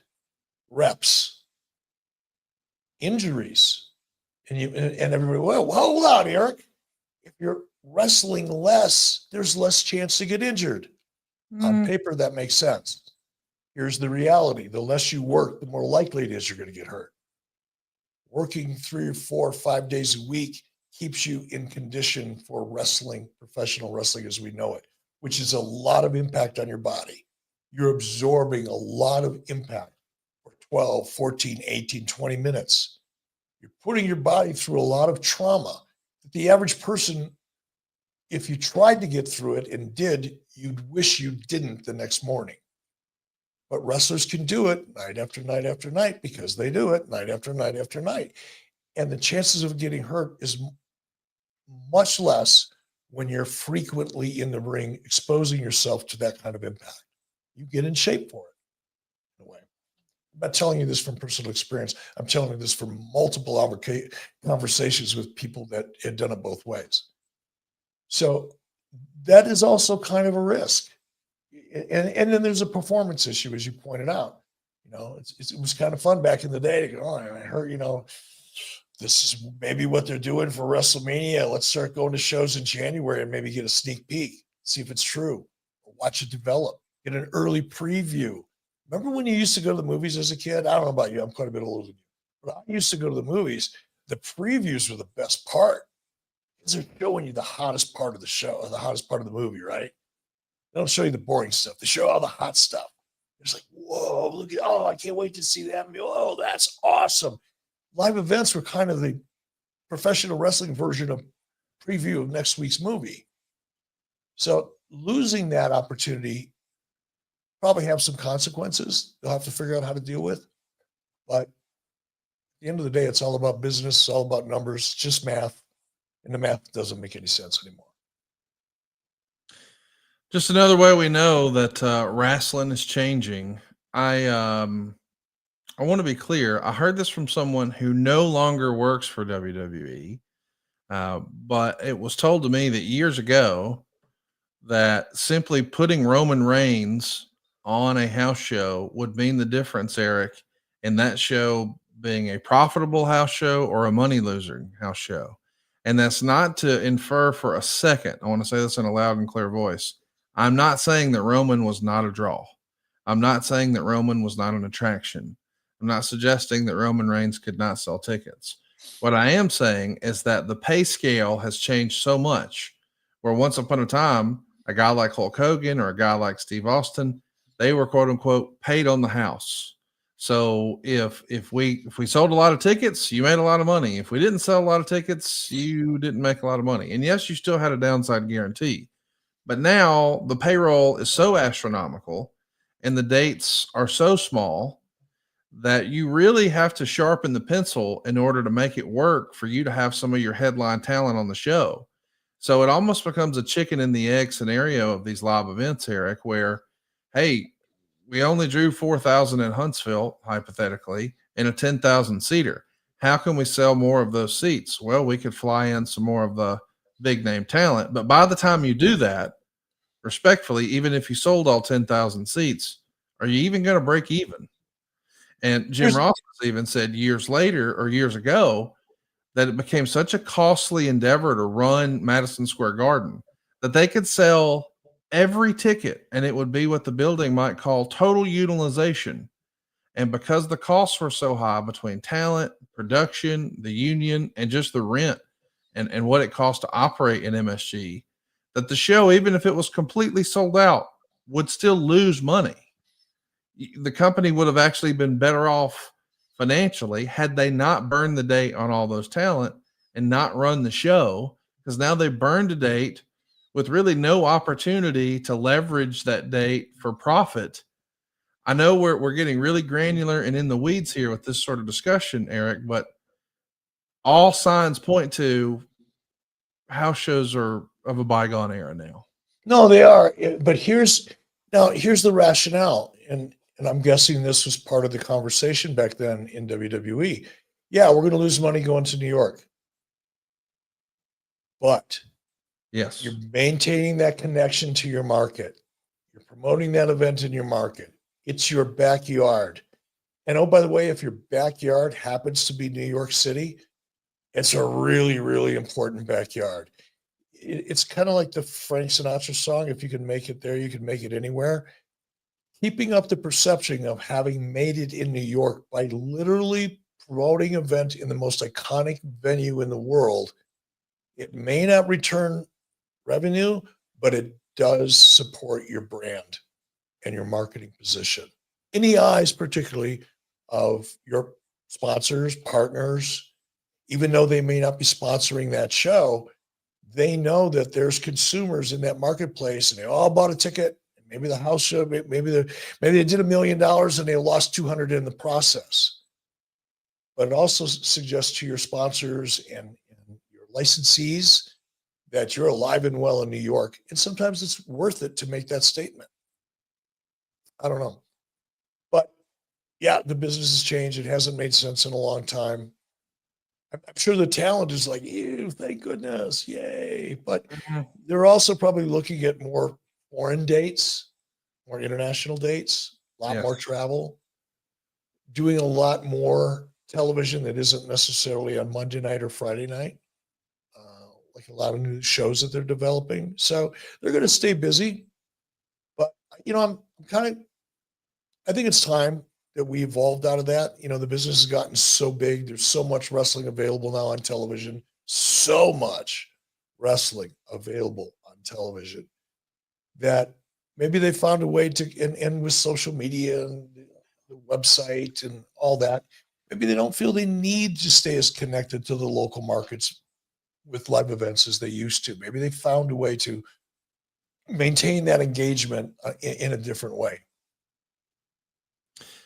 Well, as we're talking about how the business has changed and is changing, because as a reminder, Vince McMahon is no longer calling the shots for WWE. Now they're trying to deliver shareholder value. I mean, it is a totally different ball game. And I know it was publicly traded before, but an easy differentiator is take a look at the canvas and the ringside area and the way it's marketed and sold now. I mean, it looks like the side of a NASCAR.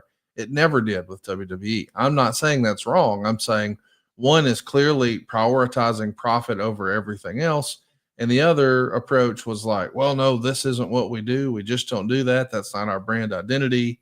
It feels like everything's sort of on the table. And that sort of thinking led Kenny Omega to share something recently on a podcast. He says, I don't know if I've ever said it publicly or not. I think we're headed on a path where a couple of WrestleManias down the road, the main event is going to be Logan Paul versus Mr. Beast. And it's like, what's the wrestling acumen? How many miles have they put into it? It's like, does it matter? This is process of evolution. And I know that this sparked a huge debate and people had strong opinions one way or another. But on the one hand, I can't say that he's necessarily wrong that they wouldn't ever produce a Mr. Beast versus Logan Paul match at WrestleMania. I could see that. If you're trying to court attention, I mean, as silly as this is, it wasn't that long ago there was discussion about, hey, is Zuckerberg going to fight Elon Musk in the Roman Coliseum, and Dana White promotes it and puts it on pay-per-view? As silly as that sounds in 2025, that wasn't that long ago that was discussed as being a real possibility. However, real is still debatable. But we know Logan Paul's there, and he's got a huge following, and he's got Travis Scott was involved in the main event just based on his standing on social media. So if we are trying to court attention, and you do have the strongest promotional machine around in WWE, I could see them doing something big at WrestleMania, but I don't know that we'd ever stray so far away that is the real deal last match at WrestleMania. The real deal main event still feels like it needs to be rooted in wrestling. And that's not to say that Logan Paul isn't working his ass off to be a quote unquote real wrestler, but I don't know that Mr. Beast has any aspirations of this. But what do you think of Kenny's observation that in an effort to court attention and maybe deliver shareholder value, we're deviating really far from what pro wrestling was supposed to be? So funny. We've talked about this, Conrad. When I was coming up, when I first got into the wrestling business, at the end of, on Thursday and Fridays in particular, at the end of the day, Wahoo, McDaniel, Ray the Cripple Stevens, myself, Greg Gagne, a couple other people, we'd all crack a couple beers and sit around and listen to Wahoo and Ray and Greg, sometimes Vern, tell wrestling stories. And then wrestling stories would evolve into critique of the business, the way the business is today. Take out Kenny Omega, insert Vern Gagne. Yeah. It's freaking hilarious to me how each generation looks at what's coming up behind them and criticizes it for just the business is never going to be the same. I don't know Kenny. I've said hi to him a few times. He rubs me as a pretty cool guy. Yeah. So I'm not, this is not meant to be critical, but if you just pull back and take out your, wrestling company bias and look at the statement, what Kenny said has been true for freaking decades. He just happens to be on the outside now because he's aging out. Not that he may have another 10 years in him. I don't know. But he's not that up and coming class. He's the class. He's the current class. There's a whole class of talent coming up behind him that are going to be the current class before long. So, it's not just Kenny. Every generation of wrestlers that have come along, and I've been fortunate to sit through a couple of them and listen to the comments, and it's just funny to me how it's predictable as hell because the business changes. There is nobody going up and down the roads anymore. The lure of professional wrestling on the road, not to diminish it because it's a real thing, but sometimes people hang on that a little harder than they should. Really, going up and down the roads necessarily equates to producing revenue and making you a better or bigger star. And also, I have a hard time looking at Logan Paul with anything other than sheer freaking amazement. He's really, really good. Yeah. Did he need to be in the back of a freaking car 12 hours a day, driving from town to town and putting our roast beef sandwich on the manifold to thaw it out so we could eat on? I've heard all those stories. I've heard them so much I'm tired of hearing them because they all sound the same to me. True as they may be, it's still the same story over and over and over. Okay, it was really brutal. You slept in your car. It's some stupid shit too, but I chose to do it. So this stuff is lost on me. I know it sounds really cool and you kind of like it's melancholy for a lot of guys. Not for me, man. I'm just looking at today and tomorrow. And when I look at somebody like Logan Paul, I don't care if he ever spent 2 minutes in a wrestling school or 6 months driving up and down the road, sleeping in his car to somehow pay his entry into the world of professional wrestling and get the respect from his peers. If the guy can deliver in the ring, of Mr. Beast, that soft, mushy looking little kid that's got more money than anybody, if he decides to go to the gym and learn how to perform, and if he could perform half as good as Logan Paul, I'll buy a freaking ticket and sit ringside. I don't care where you came from. I only care if you entertain me. But I get it. And it makes me chuckle. That'll do it for this week. We appreciate all of you joining us here live at 83weeks.com. Next week, by God, we are finally talking about Dustin Rhodes. We've been talking about Dustin Rhodes for going on 90 days. This is awesome. Really happening next week. By hook or crook, join us live here at 83weeks.com and tell your friends Easy E is back. And he's going to shred some folks like a head of cabbage next week right here on 83 Weeks with Eric Bischoff.